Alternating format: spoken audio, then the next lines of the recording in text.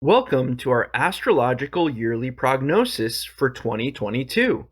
There will be some interesting constellations in the coming year. In this video, we want to look at them from the perspective of Qabbalistic astrology. Brotherhood of the Eternal Light, Teaching the Western Mysteries. Astrological Year Preview for 2022. We go through the year chronologically and look at some of the major planetary positions and their meanings.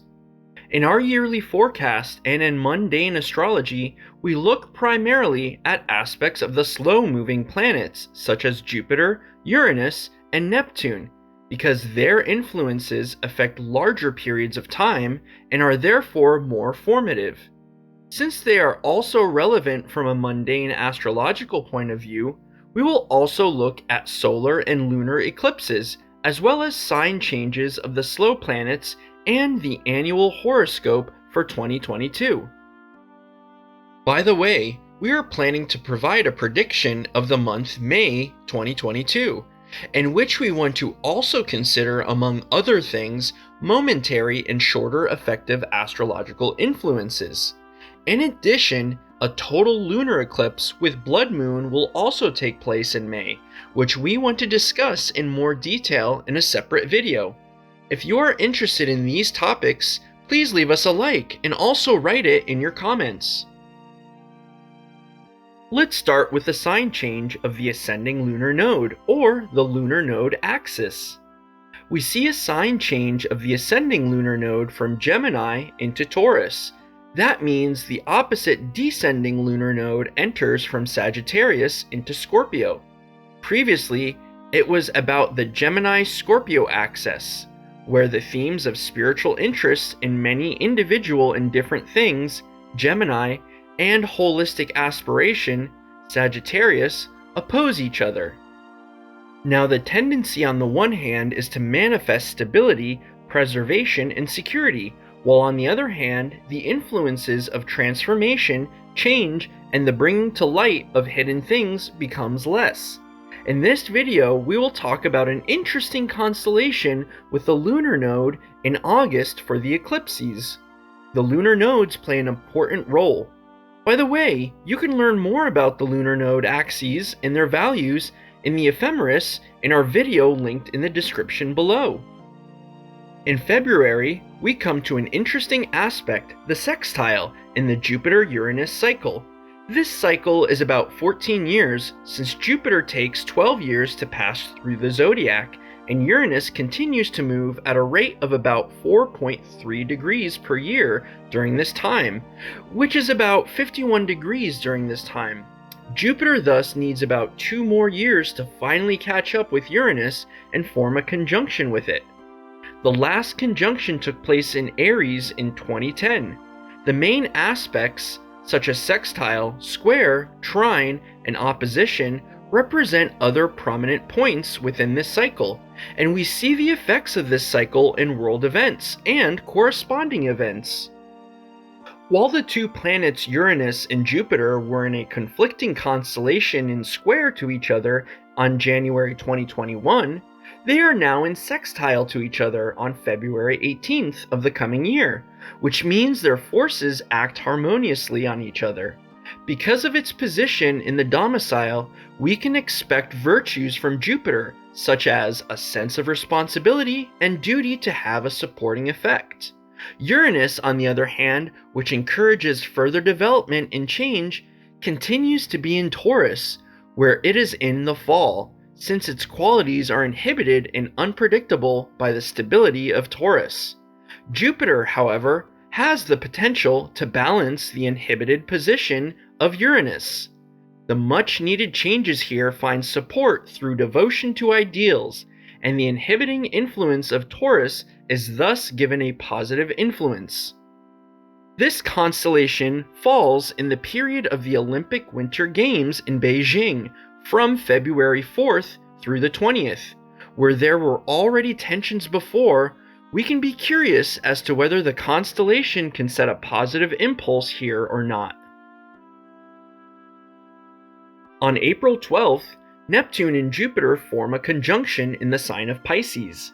A conjunction of these two planets occurs about every 13 years. It is also called the Neptune-Jupiter cycle.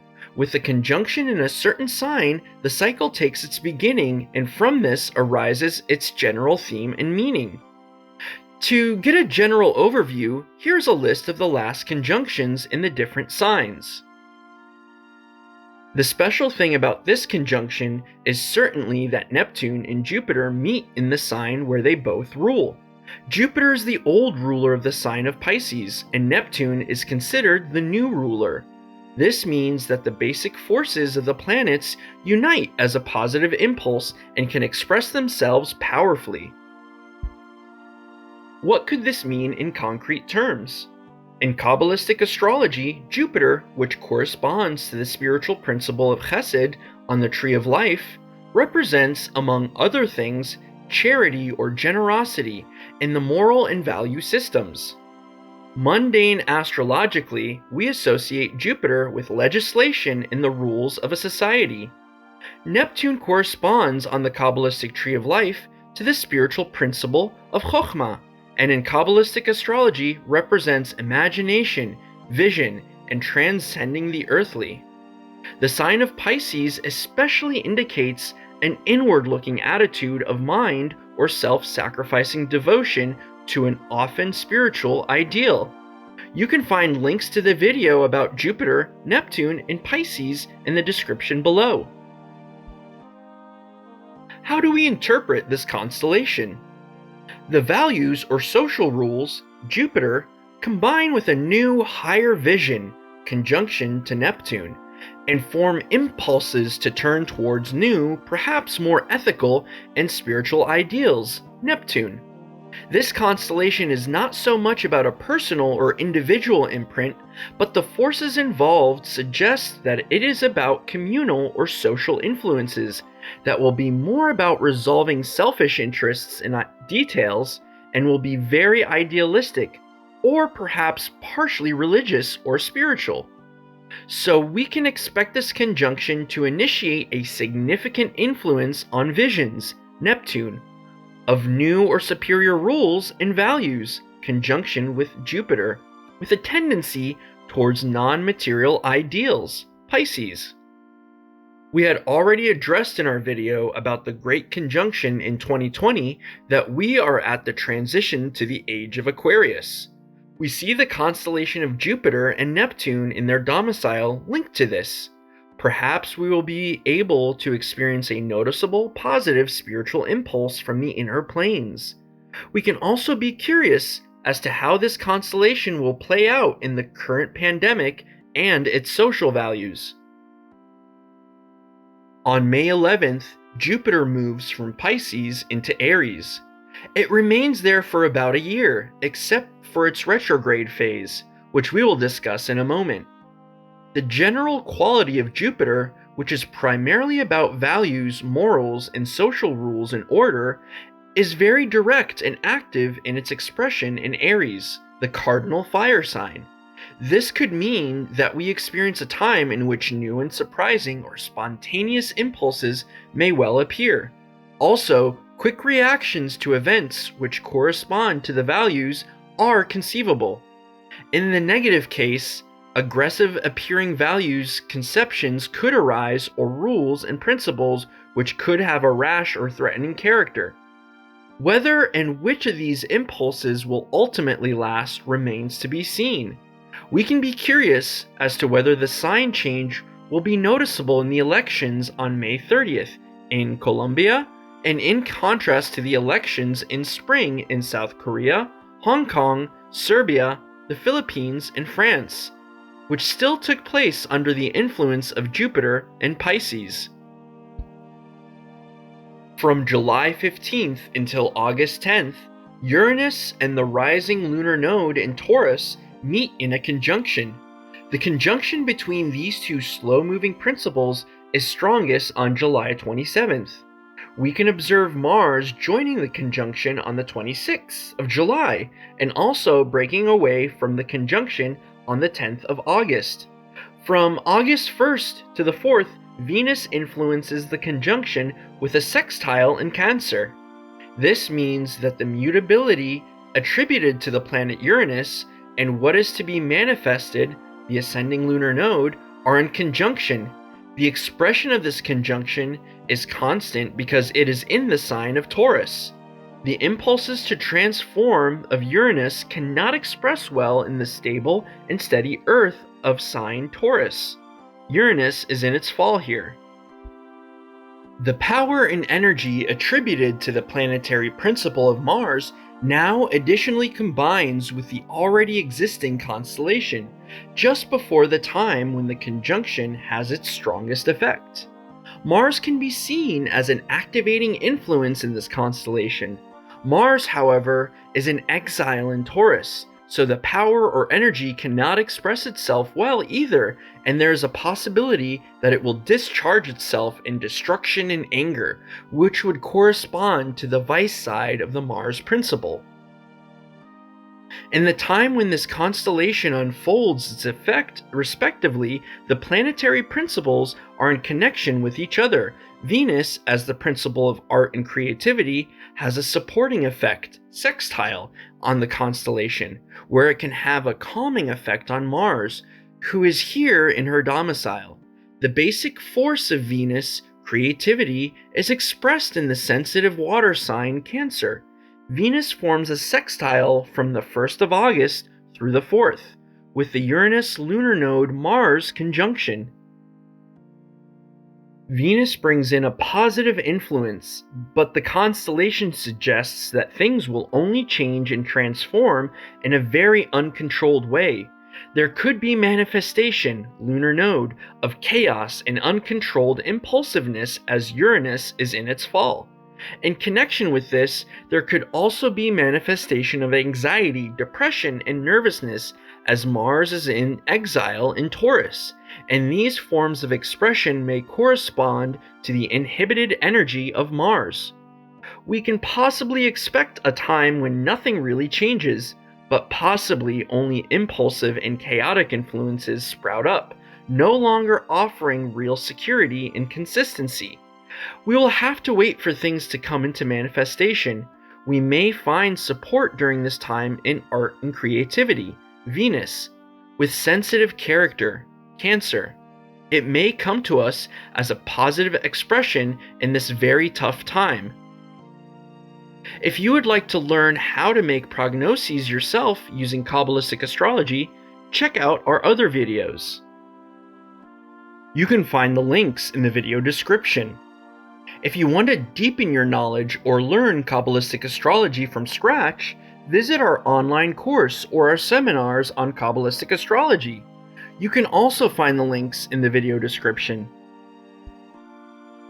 In 2022, the slow planets, that is, Jupiter, Saturn, Uranus, Neptune, and Pluto, as well as Chiron, are simultaneously retrograde for a phase of 6 weeks, from August 25th to October 8th. Additionally, Mercury is retrograde from September 8th to October 2nd.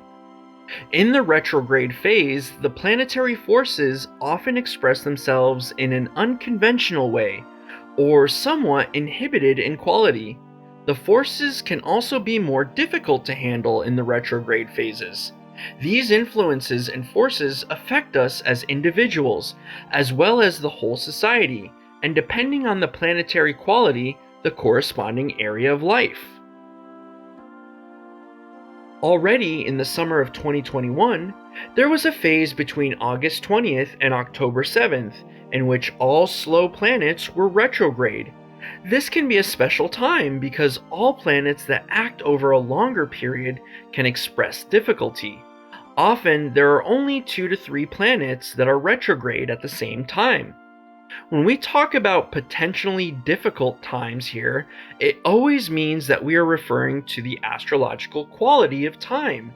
This is to be understood a bit like a weather forecast. The qualities can manifest themselves in certain events, but they don't have to, and it is to be remembered that we ourselves determine how we may deal with the astrological influences, since we all have a free will to act. Jupiter starts its retrograde phase in Aries and returns to Pisces where it was before its retrograde from October 29th.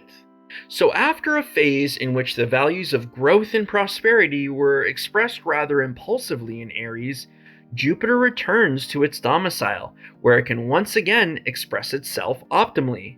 There, Jupiter and Neptune are once again united as a ruling duo, as they were earlier in the year.